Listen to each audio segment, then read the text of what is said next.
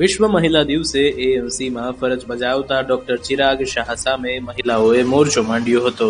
અનેક સાથે અનૈતિક વ્યવહાર કર્યાનો તેમના પર આક્ષેપ કરાયો છે.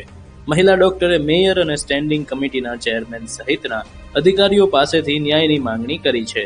ડોક્ટર ચિરાગ શાહ સામે થયેલા આક્ષેપો મામલે તાજેતરમાં જ ભાજપના શાસકોએ માત્ર 3 ઇન્ક્રીમેન્ટ રોકવાની તેને સજા આપી બચાવી લીધા હતા, જેથી આજે છેડતીનો ભોગ બનનાર મહિલા ડોક્ટર અન્ય મહિલા મેડિકલ ઓફિસરો સાથે આવી રજૂઆત કરી હતી.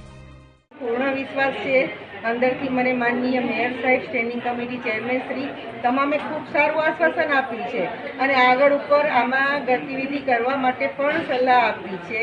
ન્યાયની અપેક્ષા છે બેન તમને, કારણ કે અગાઉ બક્ષવામાં આવ્યા છે અને આજે તો મારી સાથે કોર્પોરેશનમાં કામ કરતા તમામ લેડી મેડિકલ ઓફિસર પણ પોતે સહયોગથી આવેલા હતા. આમાંથી ઘણી બધી દીકરીઓ ડૉક્ટરો એમને મારા જેવા જ અનુભવ થયા છે, પણ બધા બહાર નહીં આવે. સતામણીની જ્યારે વાત કરીએ, કોઈ પણ મહિલા હોય, પણ મારી બહેન છે,